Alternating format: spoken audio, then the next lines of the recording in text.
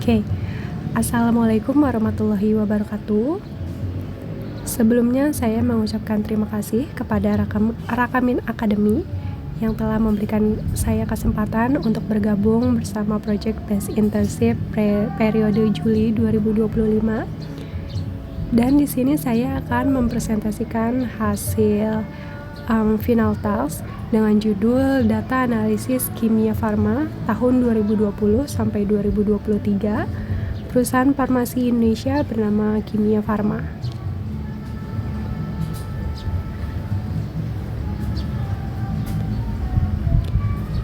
Izinkan saya untuk memperkenalkan profil singkat. Saya Gita Rediana sebagai mahasiswi aktif semester 5 jurusan akuntansi di Universitas Terbuka. Saya memiliki ketertarikan pada bidang pengolahan data berbasis teknologi. Selain sebagai mahasiswa aktif, saya juga turut serta dalam organisasi dalam naungan kampus sebagai staf public relation selama 1 tahun terakhir. Harapan saya dalam mengikuti PBI Rakamin ini adalah saya memiliki kesempatan baru dengan pengalaman yang baru, sehingga saya memiliki insight yang baru untuk membantu karir saya ke depannya.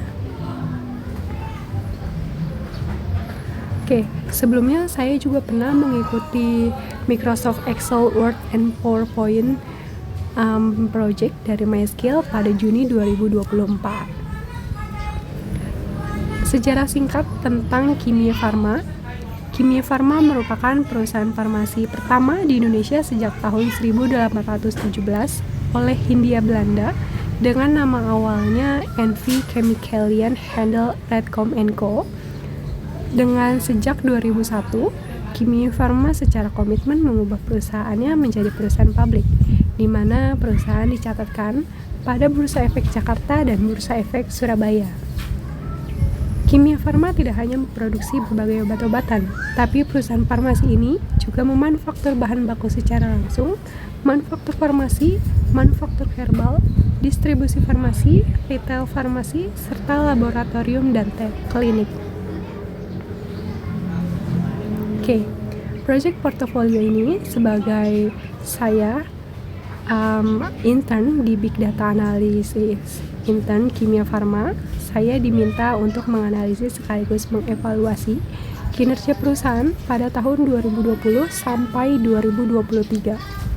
Selain sebagai proses pengerjaan final project by Rakamin, project portofolio ini membantu kemampuan nalar seorang analisis karena project ini menuntut pemahaman mendalam terhadap data yang diolah serta memperluas insight analis yang relevan dalam pengambilan keputusan perusahaan. Beberapa task yang perlu dilakukan. Yang pertama, importing data set to query. Yang kedua, creative analysis table. Dan yang ketiga adalah create dashboard performance analytics Kimia Farma business year 2020-2023. Dan yang pertama di sini ada importing dataset to query.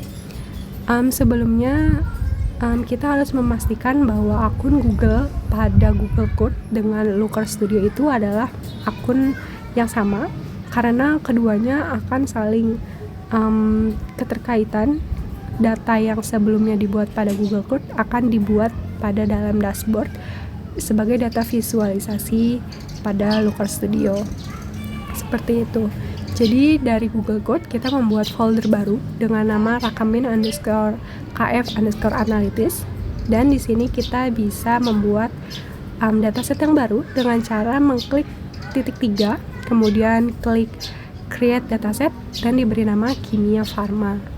Kemudian dari dataset yang telah dibuat ini kita bisa membuat create table dengan memasukkan keempat file CSV yang telah diberikan sebelumnya, dengan masing-masing tabel diberi nama yang sesuai. Di sini ada keempat yang telah diimport, ada final transaction, inventory, antar cabang, dan produk. Dan yang kedua ini ada tabel analisa, di mana tabel analisa ini adalah tabel baru yang dibuat dari gabungan keempat file yang sebelumnya telah diimport menjadi satu. Tabel analisa ini digunakan sebagai data yang dapat diolah menjadi bentuk-bentuk yang lain oleh analis. Di sini ada kolom-kolom mandatori yang diperlukan, ada transaksi ID, date, branch ID, branch name, kota, provinsi, rating cabang, customer name, product ID, product name, actual price, discount percentage, percentage gross laba, net sales, net profit, dan rating transaksi. Dan di gambar ini adalah tabel analisa yang baru, di mana keempat file yang sebelumnya itu dijadikan menjadi satu dalam satu tabel yang baru. Dan yang ketiga ini BigQuery syntax, di mana di sini adalah proses penerjemahan dari keempat file sebelumnya dan disusun berdasarkan CTE. Dan yang pertama ini ada create table, di mana kita mengimport link tabel di tabel analisis yang baru dan memasukkan tabel-tabel mandatori yang sebelumnya diperlukan. Kemudian di sini kita akan membuat kolom baru dengan nama percentage gross laba, dan di mana si percentage gross laba ini membagi ketentuan diskon-diskon yang telah diberikan sebelumnya. Begitu juga dengan kolom net profit dan net sales, kita kalkulasikan lagi sebagai kolom yang baru untuk menunjukkan kedua kolom yang berbeda di antara net sales dan net profit masing-masing transaksi.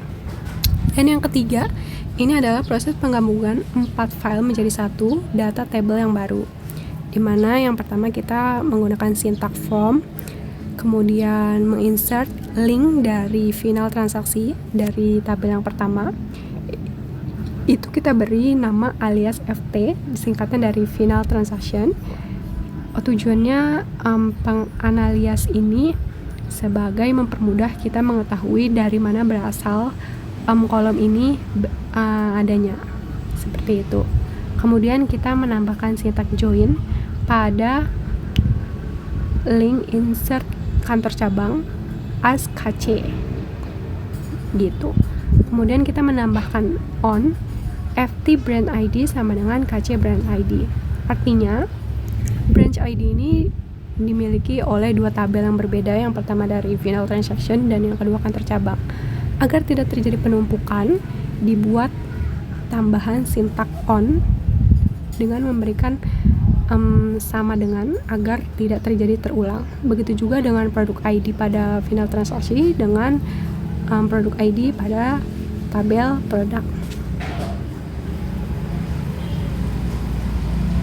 Kemudian yang keempat, ini adalah dashboard performance analysis, di mana jadi data analisa yang sudah kita buat pada tabel analisa di Google Code sebelumnya, ini diinsert dan dimasukkan ke dalam dashboard pada Looker Studio ini. Yang sebelumnya saya mention adalah harus memiliki akun yang sama agar konversi perpindahan datanya itu tidak sulit dan hanya tinggal dimasukkan saja gitu. Jadi tinggal disesuaikan. Nah, di sini ada pilihan provinsi, kota. Jadi kita bisa mengatur agar grafik-grafik yang ini bisa berjalan gitu. Dan di sini juga di bawahnya ada top 10 transaction menurut provinsi. Jadi di sini ada 10 provinsi dengan top 10 besar provinsi yang memiliki transaksi tertinggi selama 2020 sampai 2023. Seperti itu. Dan di sini juga net profit, net sales, customer name, di mana data yang terdapat di sini adalah secara keseluruhan seluruh Indonesia. Jadi kita bisa mengatur sendiri seberapa luas data yang dibutuhkan, seberapa banyak data yang diinginkan, seperti itu. Jadi kalau misalkan kita mengatur tools provinsi dengan pengecualian Jawa Barat atau Jawa Tengah, itu nanti grafik-grafik yang ada di sini itu semua berbeda gitu.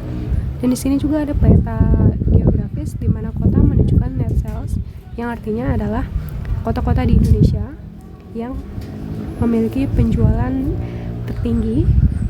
Seperti bisa dilihat di sini didominasi oleh Pulau Jawa, kemudian baru Sumatera, baru Kalimantan, dan Sulawesi sekitarnya, seperti itu.